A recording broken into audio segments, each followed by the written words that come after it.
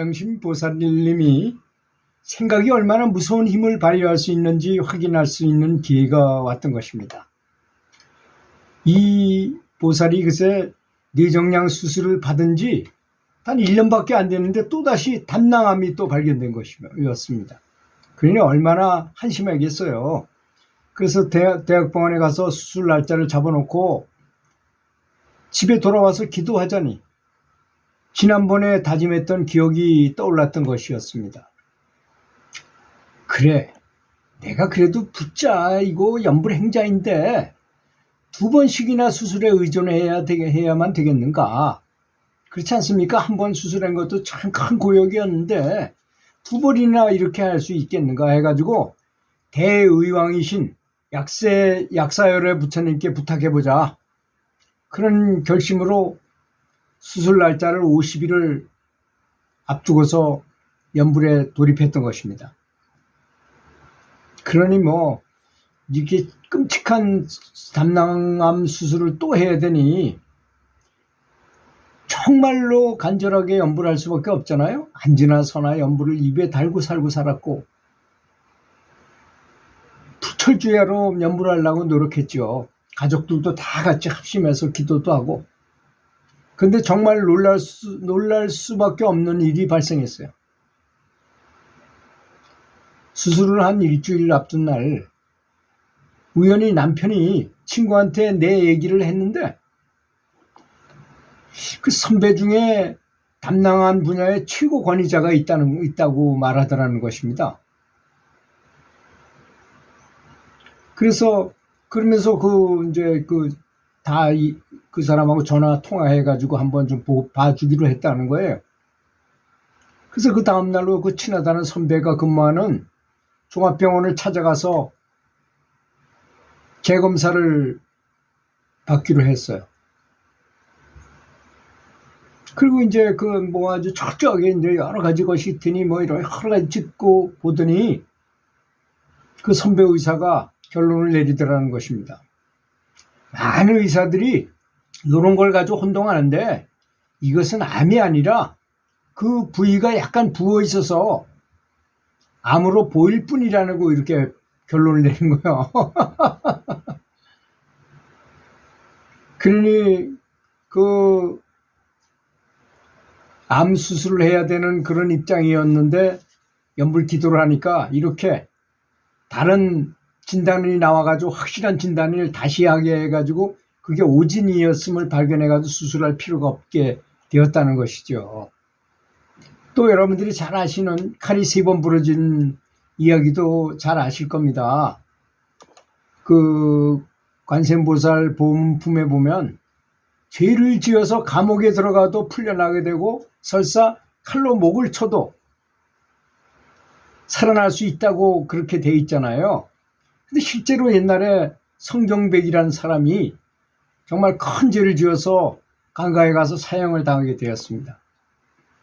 근데 이 사람이 평소에 집에서 관세음보살을 탱화를 모셔놓고 열심히 기도하며 연불하며 기도해 왔는데 어찌해서 잡혀와서 사형을 당하게 된 것이었던 것입니다.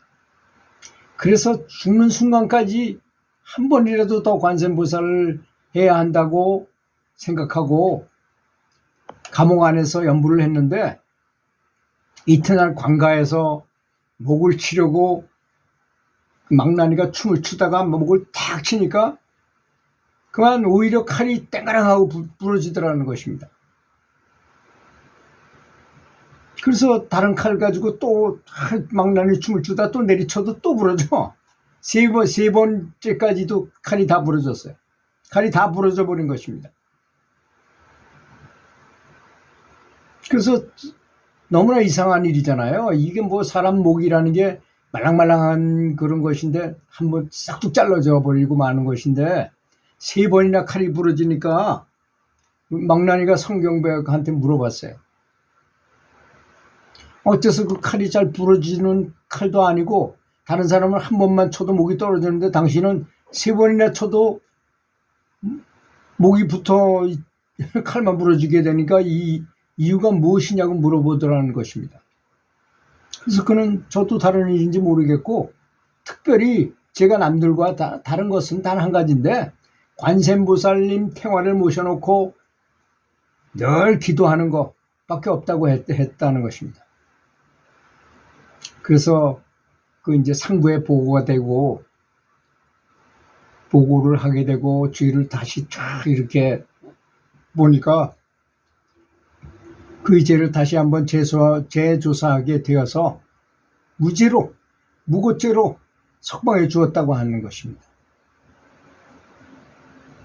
그래서 관세음보살 위신력으로 다시 살아난 그가 가만히 생각해 보니까 지난밤에 자기 집에 모셔둔 관세음보살님이 바다를 건너와 가지고 아무 걱정 말아라. 내일 아침에 아무 일 없이 석방될 것이다. 안심하고 있어라. 라고 말했던 것이 생각나더라는 것입니다. 그 전까지 뭐 사형당한 사람이 그런 꿈 꿨는지 안 그런지 생각하기도 싫었겠죠. 그런데 칼이 3번이나 부러지고 그런 일을 당하고 보니까 그 전날 관세음보살이 바다를 건너와 가지고 그렇게 말씀했던 게 기억이 딱 나는 거였어요. 그래서 너무나 감사하고 고마워서 집에 이제 풀려서 사형수가 풀려가지고 집에 돌아와 보니 오자마자 관세음보살 상 앞에서 자꾸 절하다가 자세히 보니까 탱화의 반쪽이 물에 젖어 있었다는 것이었습니다.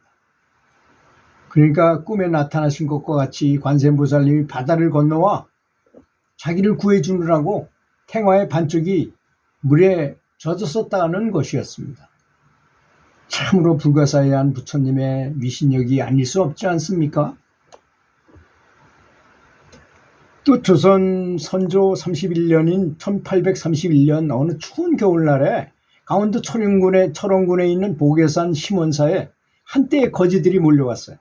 대부분 병자라들이 이제 거지가 돼가지고 그러는 것인데 어느 곳에도 환영받지 못하고 쫓겨나듯 동양 다니면서 이곳저곳을 떠도는 거지들이었던 것이었습니다.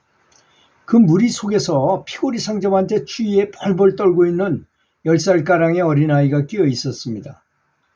주지스님은 이렇게 거지들을 보다가 특히 그 어린애를 보니까 너무 불쌍해 보였던 것입니다. 가난한 절살림이지만 찾아온 손님들을 굶길 수가 없는 거 아니겠습니까?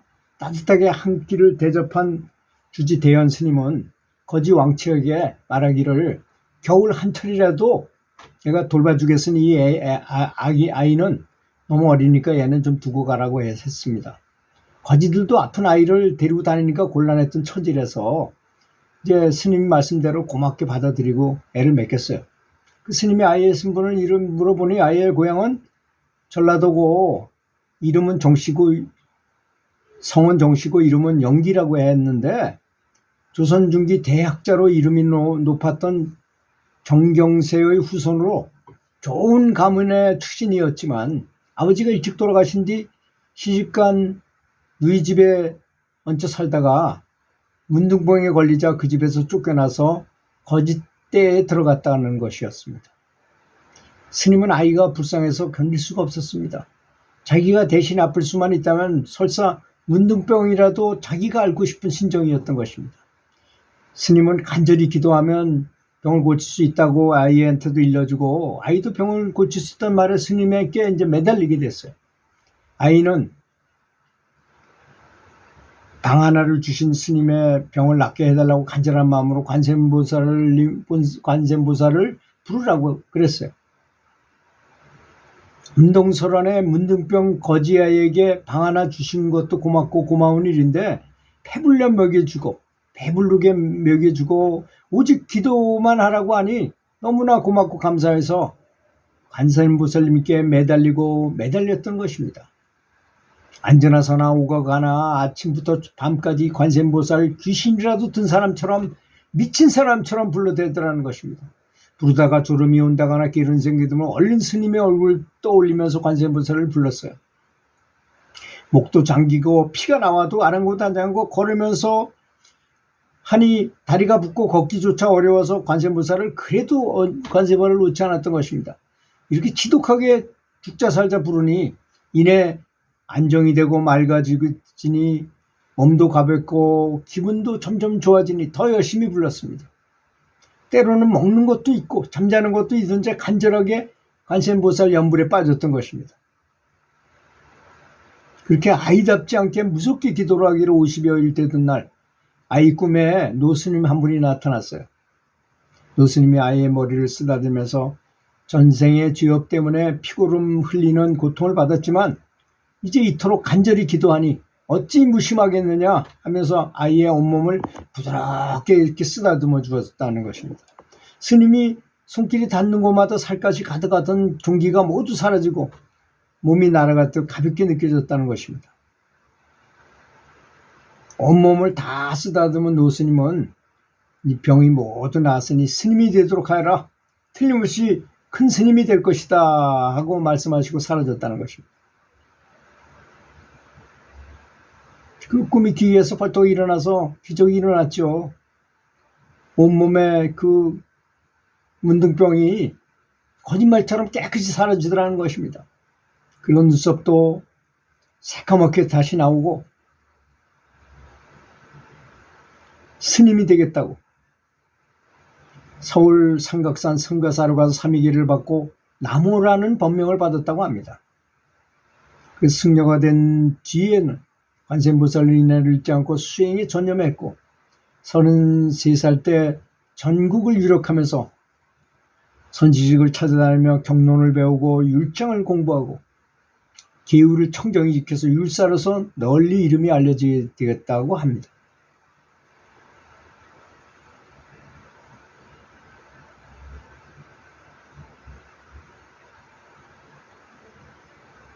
이후에 이제 1872년 입적할 때까지 수많은 경전을 간행하고 다니는 곳마다 사찰을 중건했으며 수많은 사람을 교화해서 지금도 거룩한 스님의 행적이 전해지고 있다는 것입니다. 들어주셔서 감사합니다.